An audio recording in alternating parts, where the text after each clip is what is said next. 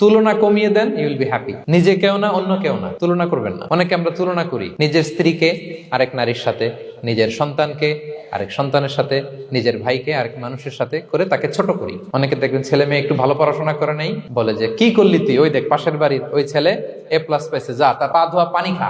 Common কথা, এটার একটা ভালো ব্র্যান্ডিং করা যেতে পারে, মানে A+ পাওয়া ছেলেদের পা ধোয়া পানি এরকম মিনারেল ওয়াটারের বোতলের মতো বিক্রি করলে ভালো ব্যবসা হবে, কি বলেন? এটা হচ্ছে আমাদের মুরব্বীরা, টিপিক্যাল মা বাবারা এটা বলেন, ভুল করেন, ওনারা বুঝেন না। কখনো কম্পেয়ার করবেন না, এটা করে আপনার ছেলের মনোবল আপনি আগেই ভেঙে দিচ্ছেন। আপনি দায়ী আপনার ছেলে কিছু না পারার কারণে। আপনি সাহস দেন নিজে, পাশে থাকেন নিজে।